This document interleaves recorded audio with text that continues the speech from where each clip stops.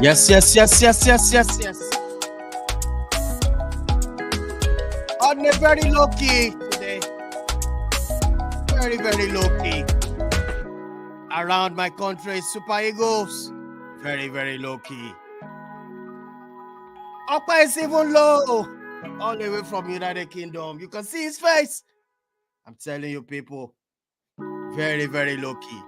But as I'm telling you right now, we got to do what we got to do. I'm telling you, what with this music, let's get things started. They're all coming. All Super Eagles player, they're all coming. They don't get liver. Where's my face? You know, let's do this. All right, people. I'm telling you. I'm telling you, people. You're welcome to the show. Very low key. We don't know whether they love us. They don't love the badge. Yeah, very. Nothing to write home about. You're cowards. Play like a team. Play like a player. Come on. We love our country. Let me welcome Seye Omidora. He has so many things to say tonight. Seye, you are alive. How you doing? You're Seye. Can you hear me loud and clear? Right, Seye, you have to unmute your mic. Can you hear me loud and clear, Seye Omidora? It's fuming. It's not ready yet. All right. All right, let me welcome this man, Bishop. Bishop, you're alive. Talk to me. Can you hear me loud and clear? I can hear you loud and clear, Didon. Yes. It's not funny. It's not funny. It's not funny. But when you appoint a coach like that, anything you get, prepare for it, and that's all. So you said they don't play for the badge. There may be some of them, but I saw the match and few of them did play for the badge. But we are yet to discuss the tactics, the formation, what went wrong, what is their standing in the group, what's the way forward, can they still make the World Cup? That's what we're here to discuss, and we'll get there. Thank you so much for having me. All right, that's the great man there, Bishop, all the way from Canada. Should I welcome Kule? Kule will be filming. Calm down.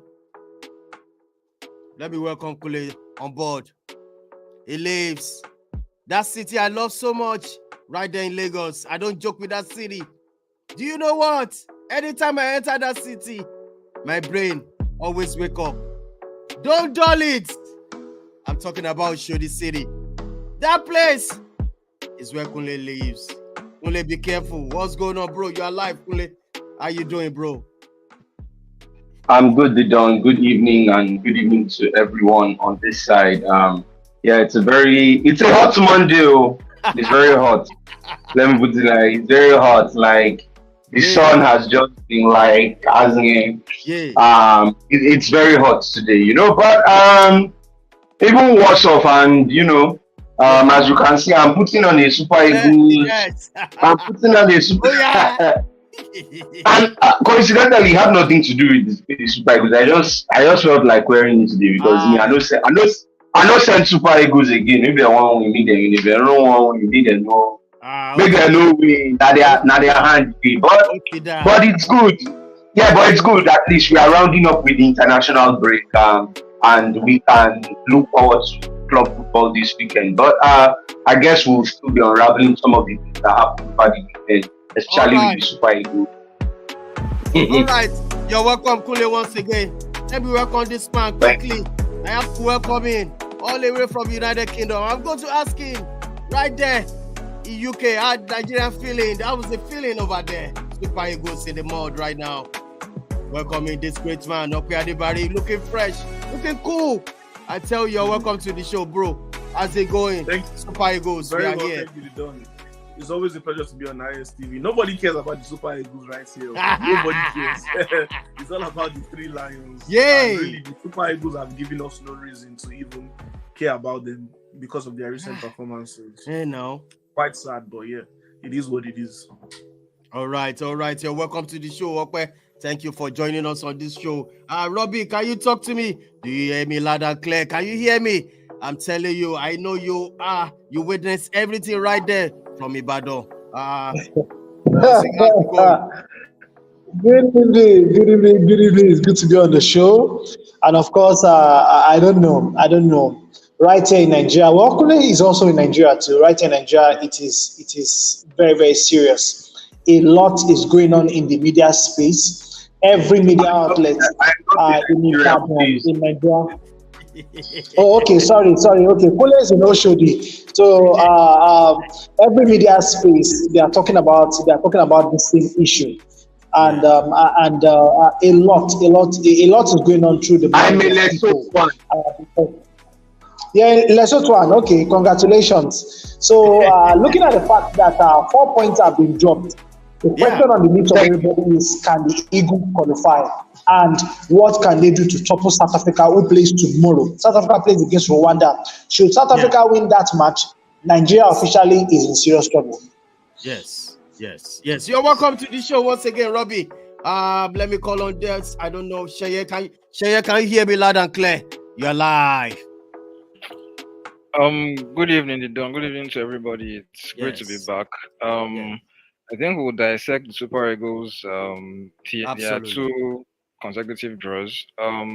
Honestly, personally, I don't think the results call for the pessimism that we've seen in recent days. I found it pretty surprising because there are 10 games to be played. We've only played 2 games. So why are people acting like there are maybe 3 games remaining when there are 8 games left? So I feel people should just calm down and hope for the best, to be honest.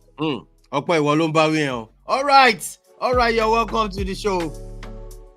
I'm telling you, people, let's get straight into this. I'm going to call on Bishop. Bishop, do you watch the match? If you watch the match, what's your take on the match? The attitude or the game style? What do you think? What do you think about the game first? Okay, so it's just I don't know. So that the first game, it was nothing to write home about. The second one, this one, the Zimbabwe, they are blaming the keeper. It's not about the keeper. The whole team just looks like everybody just go to the field. You are professionals, play what you can play. There was nothing there to pick out, like you did this, you did that. There was no formation going on. And yes, I might be patriotic and say, it doesn't call for alarm. There are 8 more matches to go. But looking at the pattern of play, is this how you want to play the remaining 8 matches? Then there's no hope. So it's the pattern of play people are talking about and they are crying about. So it's not about the result, obviously. Yes, 8 matches to go. Can you go to South Africa and get a win? Can you? So South Africa is still like the toughest people in that team. And you have not even played the toughest people and you have drawn 4 points. Come on. Lesotho, our team B should be beating Lesotho. No disrespect to the Lesotho. Team B should be beating a club. It's just unfortunate, and I think he has to go. I know the next match is next year, but they can also plan for this and start getting, just like Nigeria likes to do, get an home base in. The home base coach will do something, and they will sack him and arrange a foreigner to take them to the World Cup. It's just like they said, I'm off Nigerian football, but at least there's a small part of me that is still patriotic. It's just funny how they are able to draw 4 points to one of the weakest.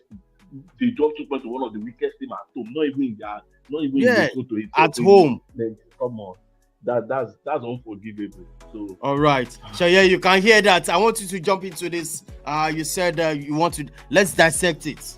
Sheye, you said we should not cause. There should be no cause for alarm on this game. Why do you say that?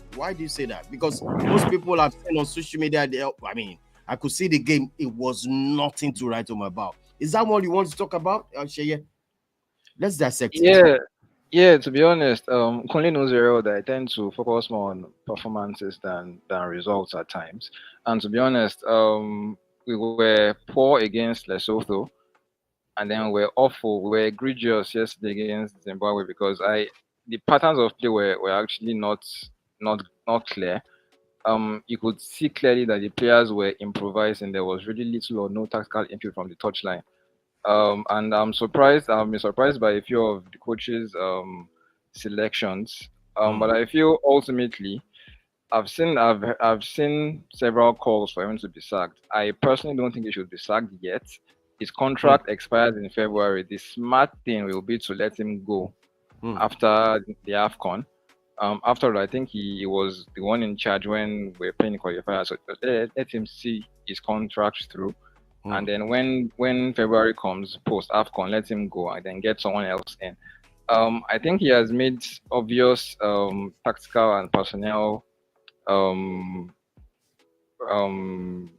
wrong choices, obviously, because I feel against Lesotho, I saw he will be playing as our deepest midfielder. I've been surprised he has been unwilling to utilize Rafael Onyedika, who is a natural defensive midfielder who can play as a deepest midfielder. He has been unwilling to utilize him. He has mostly leaned on Ndidi and Iwobi, and whenever Ndidi is not available, he tends to play Onyeka and Iwobi. And then when that happens, you see Iwobi acting as the deepest midfielder, which is just weird when you have Onyedika on the bench.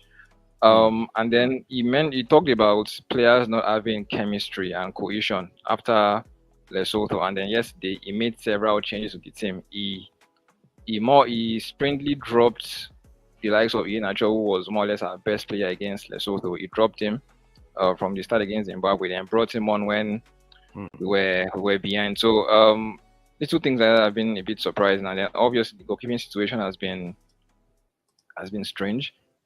Even though I would not blame Uzor for the goals let in against Zimbabwe and Lesotho. I feel broadly he is not a good goalkeeper, but I feel people tend to try to scapegoat easy targets. And I actually missed the goal we let in against Lesotho on Thursday. But when I rewatched, I kept trying to find Uzor's mistake because I saw him get criticized by some people when they kept saying this Uzor Osha. And I was watching and I wondered what he actually did wrong for the goal conceded. Same thing yesterday. It was a well-driven strike. You can say maybe he could have done better, but that was not a goalkeeping error for Zimbabwe's goal yesterday. So I feel we need to stop scapegoating easy targets and focus on the coach's limitations tactically. All right, I'm going to switch over to I know, Robbie, you have a lot to say, but I'm still going to let me give a chance to Okwe, your own opinion. The first question you can see on the screen right there, will it be justifiable to call for the sack of the coach? I'm talking about Yose to be sacked, in your own opinion, for the two games. What's your take on this, Okwe? Yeah, if you ask me, I believe it's time for Jose Peseiro to go. Wow. I'll take you back to last year when he was hired. I happen to have a Portuguese friend, and the day after we hired Jose Peseiro, he came to meet me and he said, the person that you hired is a meme back home in Portugal. He's someone who has never been successful with any of the big teams. So, and me as a Nigerian, how did you expect me to take that? Then I went back and I went to take a look at his record. This man has never won a major trophy. It's the same thing with Gennett Rowe as well. And then when you take a look at the performances of the African nations, the other African nations at the 2022 World Cup that just happened in Qatar, all of them had homegrown coaches. So, there's a lot that is wrong with Nigeria that I feel like we cannot fully dissect on this show. We will probably need to do like a special show. But few things that I'll just highlight is the fact that this man is not tactically sound, in my own opinion. That's the first thing. With the crop of players that we have, you going back to a 4-4-2 to quote unquote accommodate the strikers is, should I say, okay, it's valid in one aspect because we've got a lot of firepower and we want the best of goals. But what about the midfield? We've had no midfield for like 2 years now. Wilfred Ndidi has been on and off with injury, and then after AFCON, he has found it difficult to get a good vein of form and to get back into the team and to play regularly. Just like Sheye said, there was no logical reason as to why Alex Iwobi was our deepest playing midfielder when there's Rafael Onyedika on the bench. And I don't know why he didn't play him in that position. You know, there's so many other options that we can go with, but it just seems like the coach lacks that impetus to get it done. And it's going to be very, very sad. I see no point in us going to the AFCON, in my own opinion, because we're not going to perform well. So there is a lot that needs to be done. We need to get a better coach. And I will scapegoat certain players, the likes of Moses Simon. Look, Nigerian players have a habit of doing things in the national team that they dare not do in their club sides. Moses Simon is not a set-piece specialist, yet he was consistently on the set pieces. There was nothing to show for it. A lot of situations where he could have laid passes, he could have crossed into the box, because we do have players who can be aerial threats. He decided not to do that, and then he's going for goal. The few moments he decided to cross the ball into the box, he was not able to find a target. You know, certain issues like that. Calvin Bassey is off and on as well. And I think the constant chopping and changing of players is not good for the team in any way whatsoever. So as far as I'm concerned, Jose Peseiro needs to go. That's the first step to success. If that's if we're going to do the right thing. All right, Kunle. Next to on this question, Okwe mentioned that Peseiro should be sacked at this point. And the first comment from Mark says, Olise, Finidi George, and Monike can take Super Eagles to the World Cup. Do you see all these ones are potential if this guy should be sacked, or do you recommend the NFF should sack him? Or, you know, I learned that this guy is getting up to $70,000 every month. Yeah. There is actually nothing bad. I'm sorry, there's nothing actually bad about what he is collecting, because you ask yourself, if we wanted to get a better coach, who do we get? Who is the person we get? Do you want to give? Can we afford to get someone like a Javier Renard? A Javier Renard will not even collect $100,000 a month. You understand? Even this Walid Regragui of Morocco, if by chance he left. I mean, so the truth is, see, Super Eagles, they know that they can't afford to pay coaches. So they would rather stick with a coach who is ready to take a lot of nonsense. That was the same thing with Gernot Rohr, because, and really, let's be frank with ourselves, even the $50,000 Gernot Rohr was collecting, he's not going to collect it anywhere else. And Gernot Rohr knows that he cannot, he can't get, there is no top side that will hire him. Same with Peseiro. I mean, the last country he managed was Venezuela. Venezuela, that the country is in economic. The question now is, number one, the NFF cannot afford to get good foreign coaches. Okay, let us stop reminiscing about that era of Westerhoff, Bonfrey. Even let's be sincere with ourselves. Westerhoff was not a big name when we hired him. You understand? So it was just unfortunate. He was fortunate to have some success, but he was not a big name in Europe. I mean, when you talk about the big, you understand? We can't do that. I mean, there is this man that managed the Mamelodi Sundowns, Motsepe, or is it Motsipe or something? That guy is a hot cake because he went to Alali, but NFF cannot afford it. So if you sack Peseiro, we are going to be stuck with looking for people around. Who is that person that we can take? We took this guy to AFCON. What's his name? Eguavon. We saw we saw what happened, and I'm sure nobody wants him. Finidi George is a part of the technical team. He's presently the manager of the Yimba. But if you give Finidi George, who is in the technical team, does Finidi George have what it takes to handle? See, the way I look at Super Eagles. Super Eagles is just like Manchester United at the moment. So it's not necessarily about, you understand, it's not just about like the coaching that is the coach or something. The culture within the setup, the foundation within the NFL, everything is just wrong.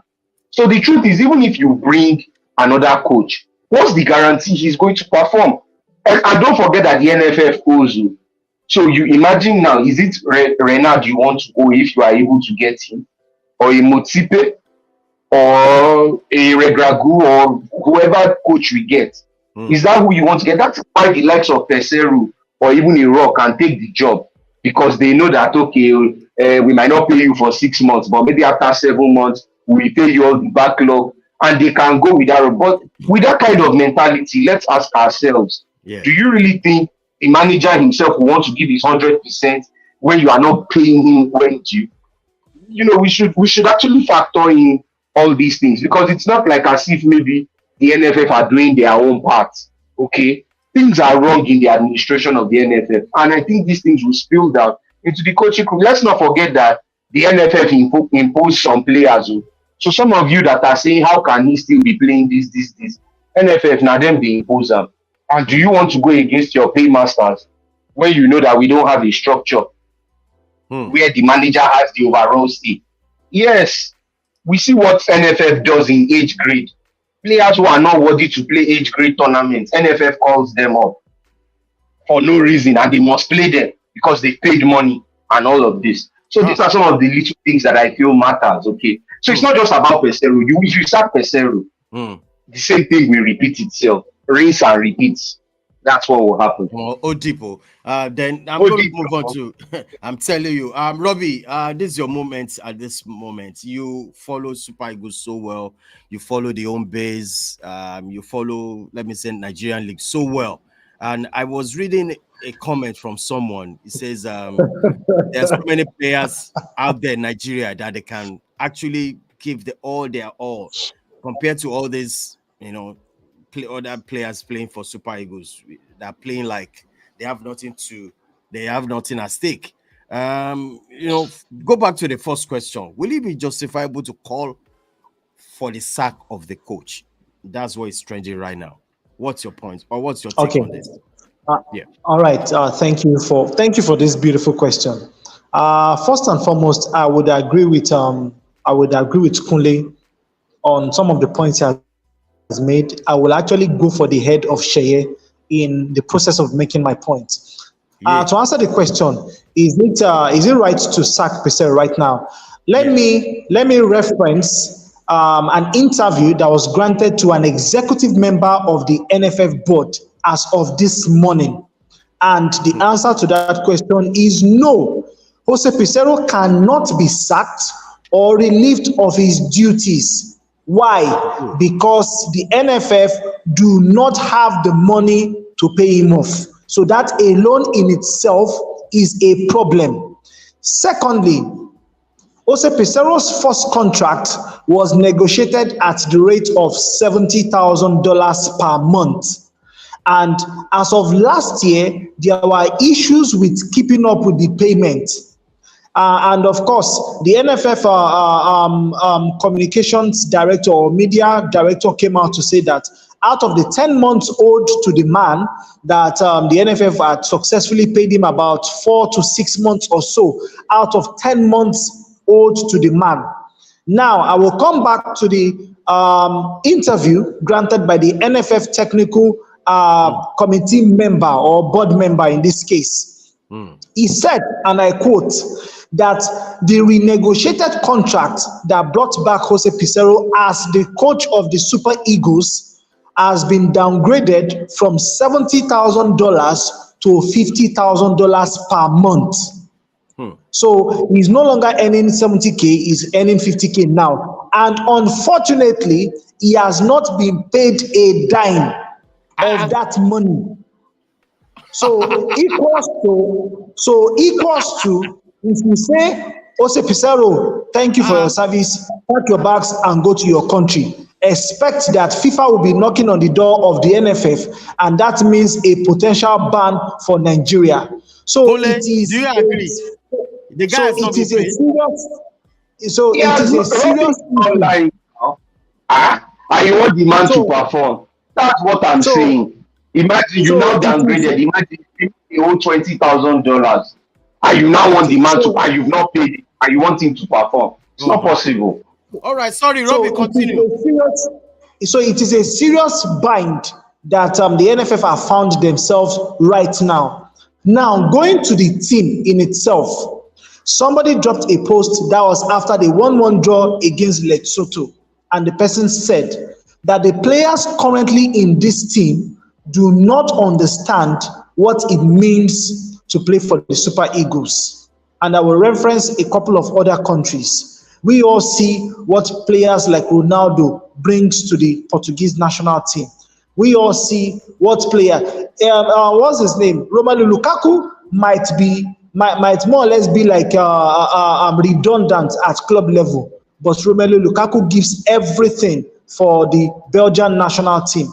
We all see what the national team means to a lot of players. Go and look at the English national team. It means a lot to play for the Three Lions. Coming back to Nigeria, these players have no idea whatsoever what it means to be a Super Eagle, what it means to play for the national team.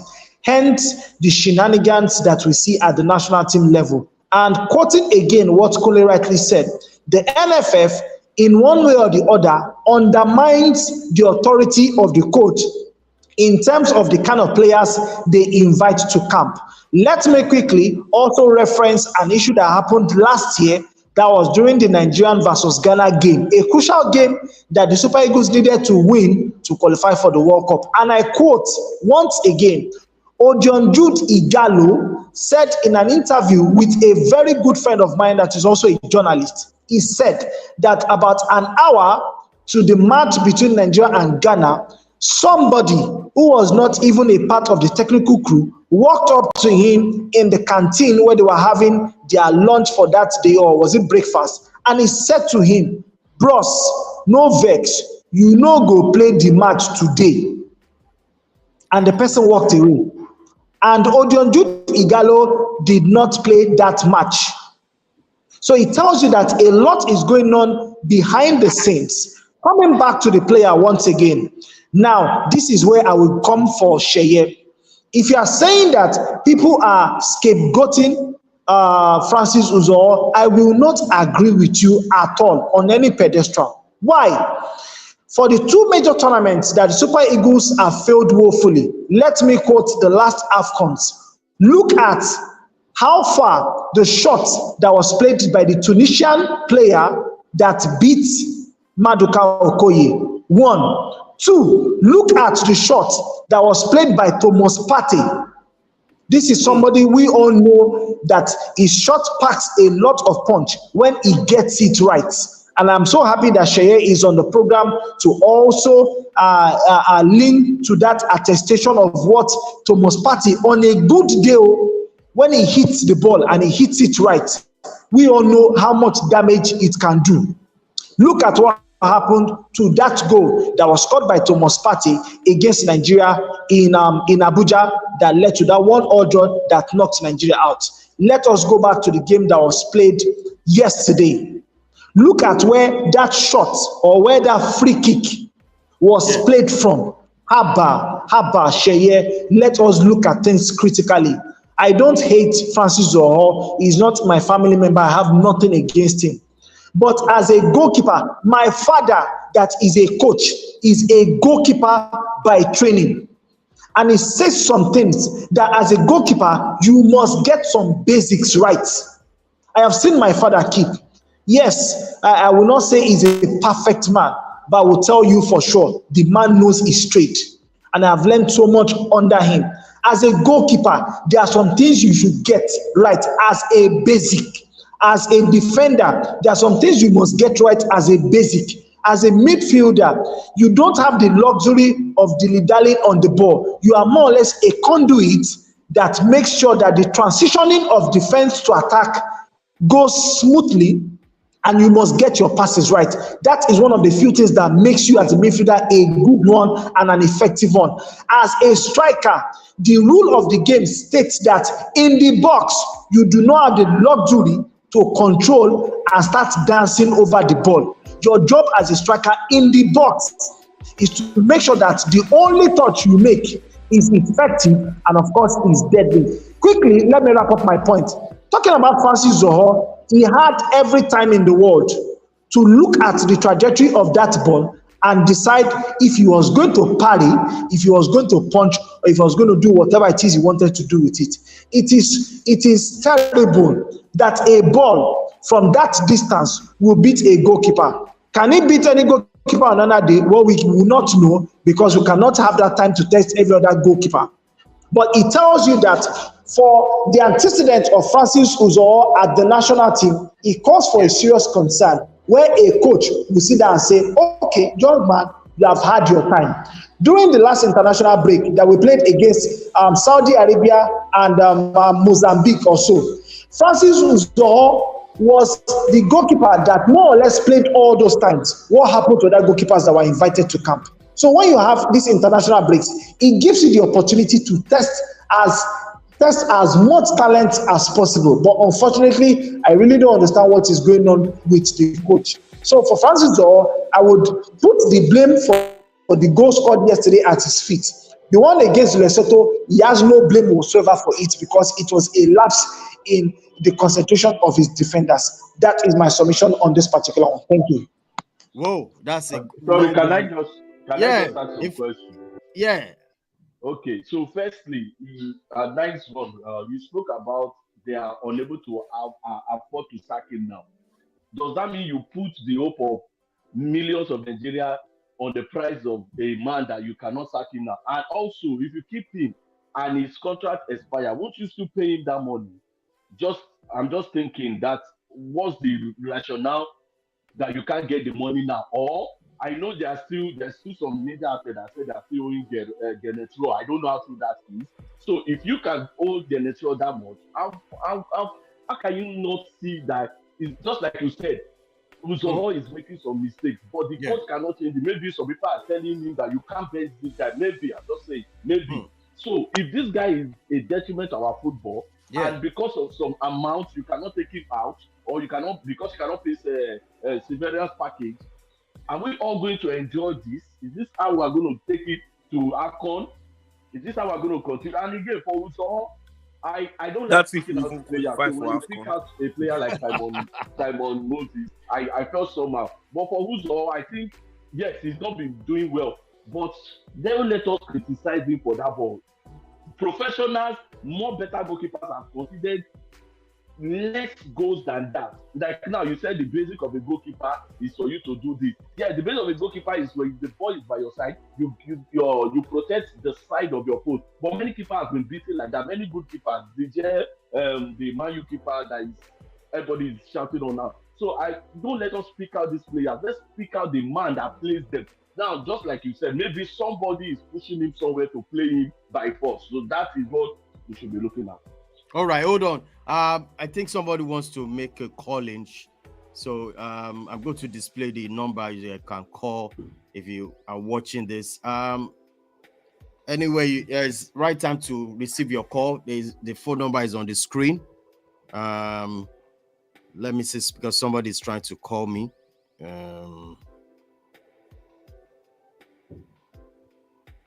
It's trying to call on the show. And the question I just want to ask, because you are going to switch over to the players. I think, okay, hold on. I want to see whether I can. Yes, can you hear me loud and clear? Who is talking? Who am I speaking with? Yes, this is hold on. I'm not sure whether I have it. Yeah, can you hear me now? Yes, I can hear you, Didon. All right, yeah. You want to say something? Please go ahead. Yes, I really. Where are you calling from, bro? I'm calling from Ibadan, Nigeria. All right, please go ahead. Kule, can you hear? For me, yes, I can hear you. All right. Hello. Yes. Can I find out? Yes, I can. All right, they can hear you. Go ahead, please. Yes. I think for crying out loud, Francis Uzoho is a very terrible goalkeeper. I saw the free kick from that range. I don't think. I've always said it that if you're a goalkeeper, you need to make up your mind. Do you want to catch the ball? Do you want to parry it? for safety's sake, try and parry the ball. Don't try to catch it. That's one issue I have with Onana. And yesterday, I think that if Francis had made up his mind and see this ball, I have no business trying to catch it, I want to parry it, I think he would have stood a chance with it. And also, I don't know what Pizarro keeps inviting other goalkeepers for. Like one of the guys said, if you keep inviting other goalkeepers and you don't use them, you just keep using Uzor. What's the essence of a friendly match if you cannot test your spare? What if Uzor breaks his hand tomorrow? Does that mean that you will not have a goalkeeper?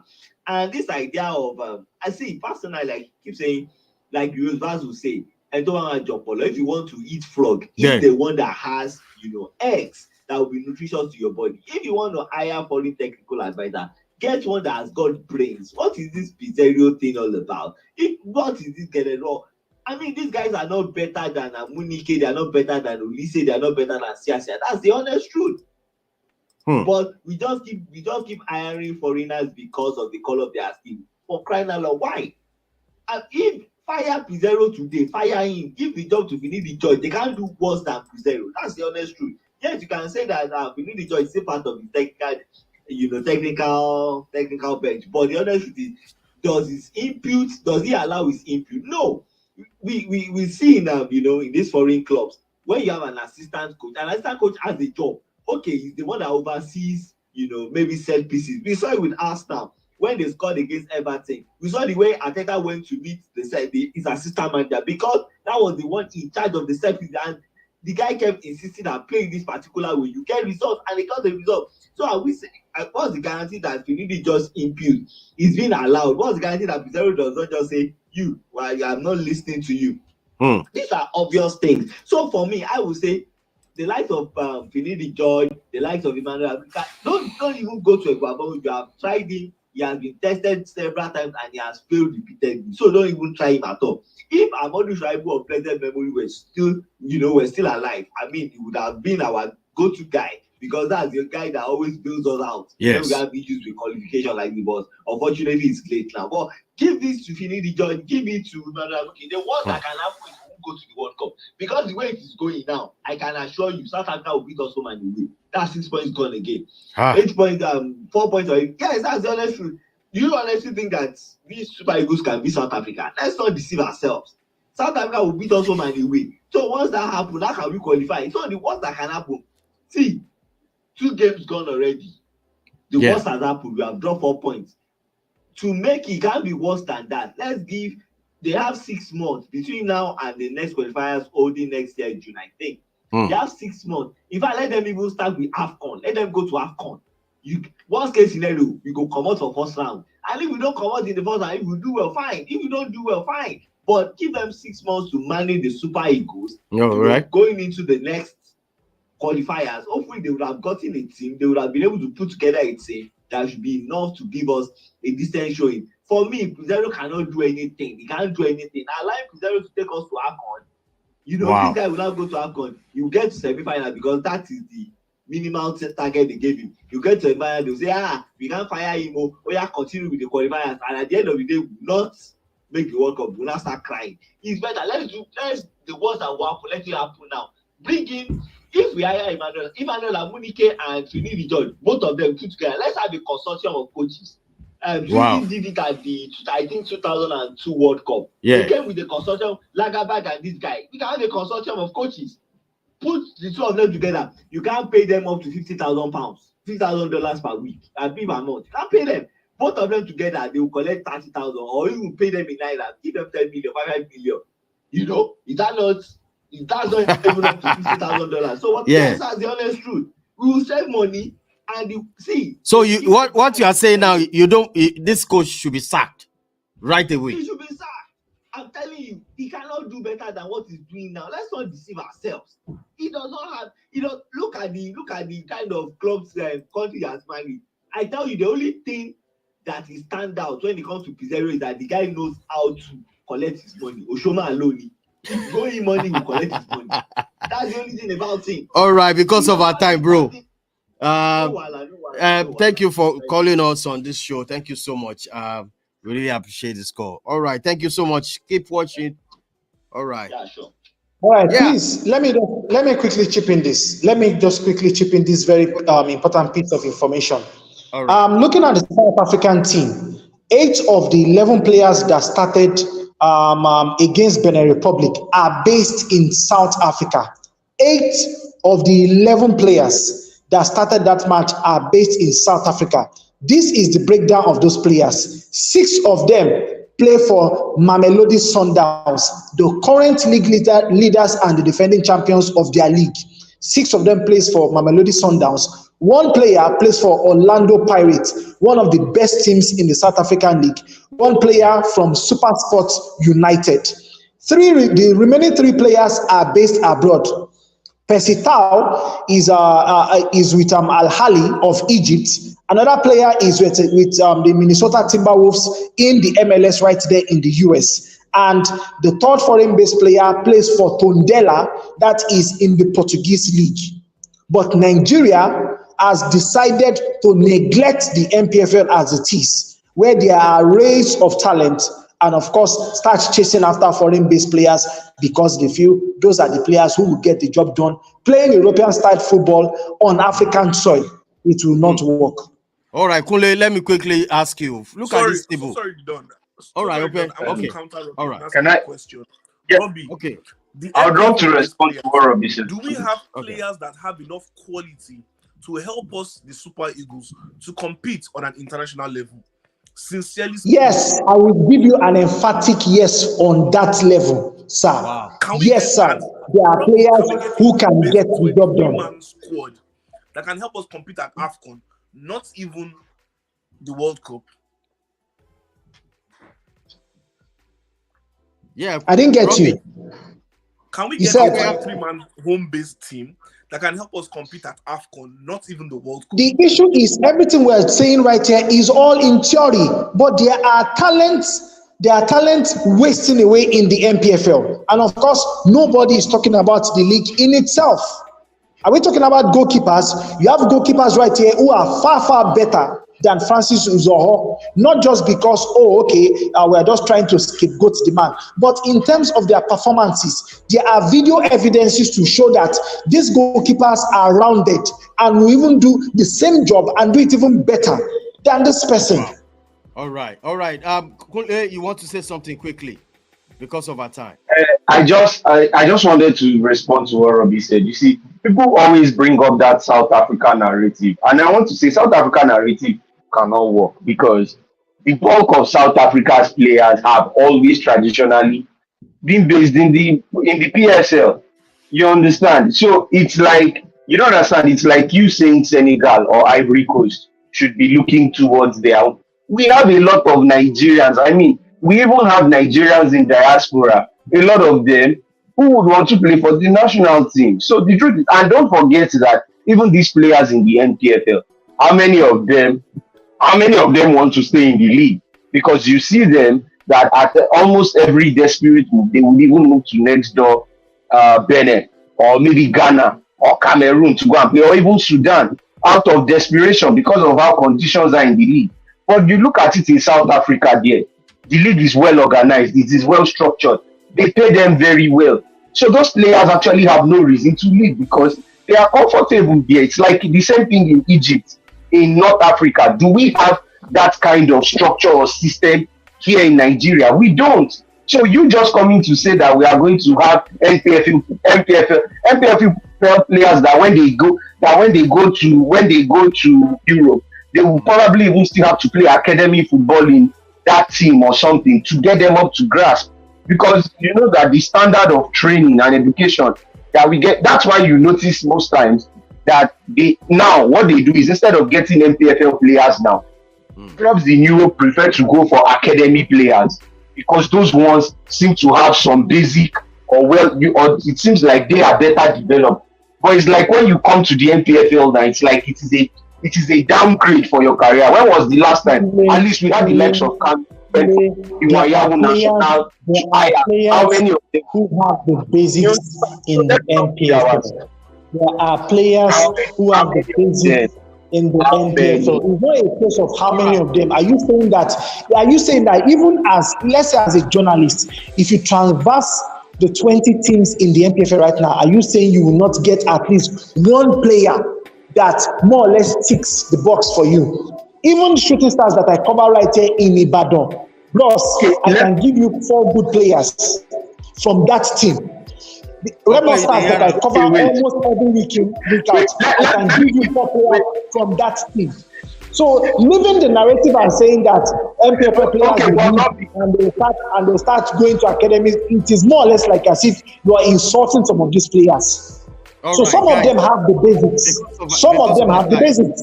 No, but it's not that. It's what of our time. Hold on a little bit. Okay, look at, for instance, look at Junior Lokosa. Look at Junior Lokosa. He went to North Africa. Why did he come back to Nigeria? You know? All right, cool. Hold on a second. Because of our time, that I want us to look at what are the steps the NFS should take going forward right now. I mean, is there anything we can recommend or we can say that NFF should start looking at because of our time? I just want to switch before we wrap up the show. I'm going to start with you, Okwe, on this. What do you think, NFF should do? Let's give them some solutions. Okay, so first of all, we need to repent for our sins. That's the first thing that we need to do. Let's what do you mean? Right. How do you mean, bro? Sincerely speaking, we're a nation that has sinned greatly. I'm not trying to be sarcastic, because what plagues Nigeria today is deep-rooted. The corruption in our football system is so deep-rooted that there's no point in me giving any example, because if I say one, I'm going to say another, I'm going to say another, I'm going to say another. At the beginning of this show, I told you that this 1 hour is not enough for us to dissect the deep rot. So first of all, if it is possible, Sunday Odyssey has vowed that he will never work under the NFF administration again. Okay, let's divert. We've brought up Amunike. We've brought up this guy as well, Samson Siasia. Fine. If they can come in, that would be great. The next thing now is the structure of the team. We need to look at the type of players we have, the quality players that we have available. Yes. Personally, in my own opinion, we need to bring back certain players that have the leadership intent there. There are certain players who have been in the fold of the Super Eagles for quite a while. And when we bring them back into the team, we can create a spine of leadership. That's the first thing. I'm talking about the likes of Kenneth Omeru. I'm talking about the likes of Wilfred Ndidi and someone like Iheanacho. Thirdly, for me, I think we need to change the structure of how we play football for the national team, because we have a lot of players in which we need to find a way to incorporate their qualities into the team so that the team will be better off for it.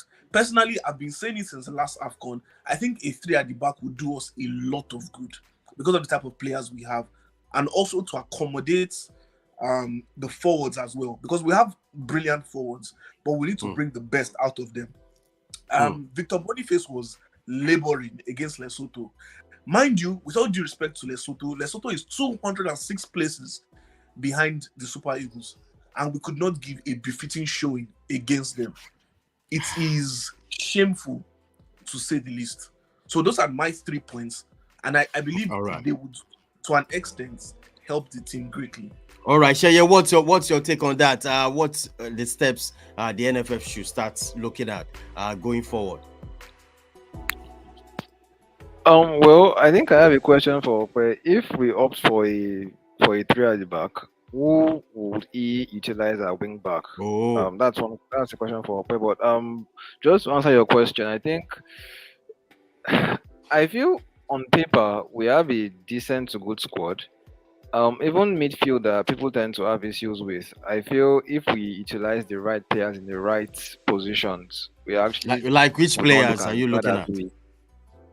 I keep referring to Onyedika. Is a natural DM in that squad. 1, it can be a replacement for Ndidi, and 2, we've seen Ndidi actually play slightly further than Leicester this season. So if you want to utilize Ndidi in a similar role with the Super Eagles, you have Onyedika who can actually play as the defensive-minded midfielder in that team, but apparently they don't tend to utilize him. There are times when you even see Joe Aribo playing as the deepest guy in midfield. So I feel our coaches need to understand the players' right roles and positions first of all, because they seem to be utilizing players in the wrong roles and positions. Defensively, I feel we need to work on so many things because I am still unconvinced with Semi Ajayi and Calvin Bassey. It seems that Pesero's preferred partnership at the back, but they are unconvincing.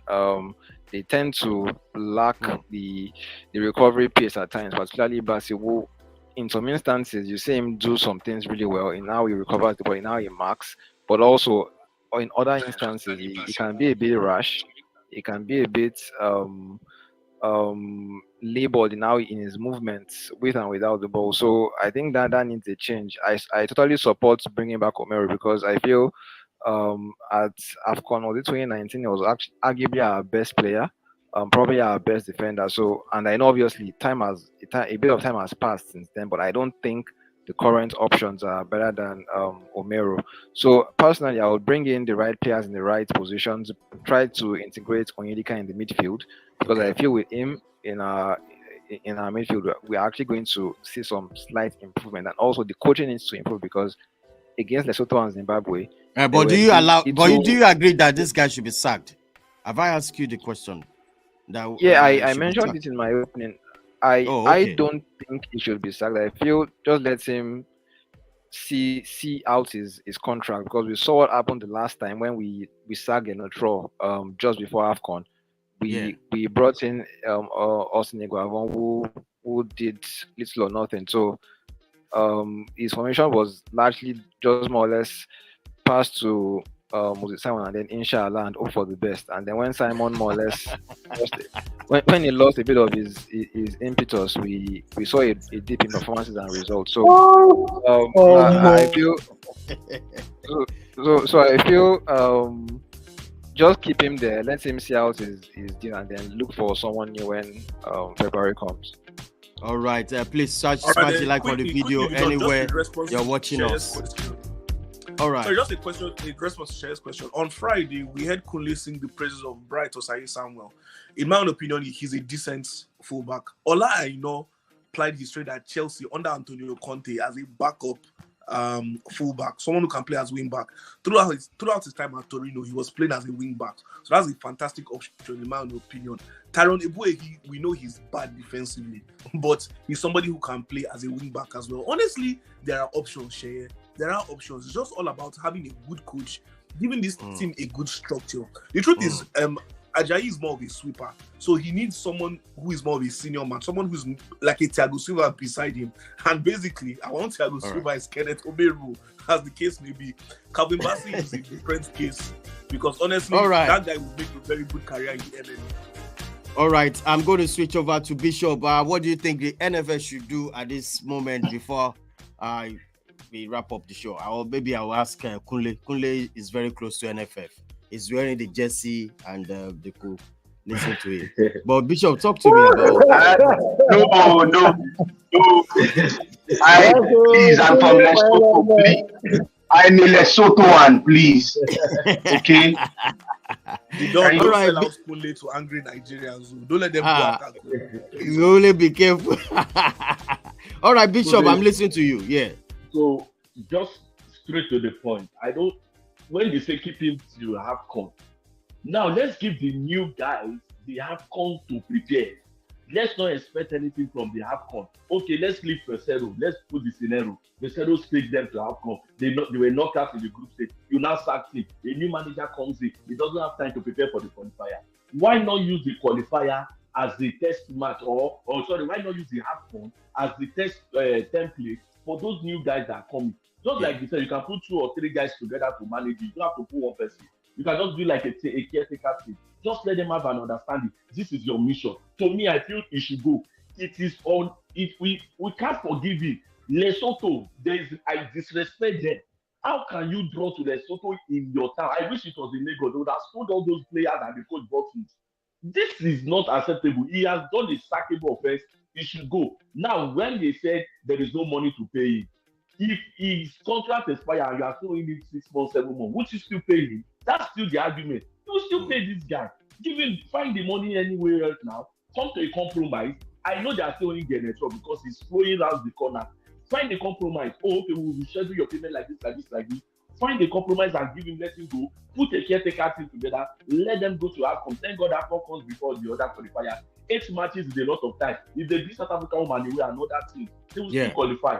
So there's no, just like the first one said, we shouldn't panic a lot. Just make sure you clear your own house and let's see how we do. All right, thank you so much. Kunle, quick one. Kunle, can you hear me loud and clear? What's your take on? Can you hear me? Yeah, what step do you think the FNFF should take? Can you hear me, John? Yes, I can hear you. I think I lost Kunle there. Robbie, on the final notes, let's hear from you. What do you think NFF should do at this moment? Well, I would also lay out the basics that I feel they can do. I think they need to more or less revisit how players are invited to camp.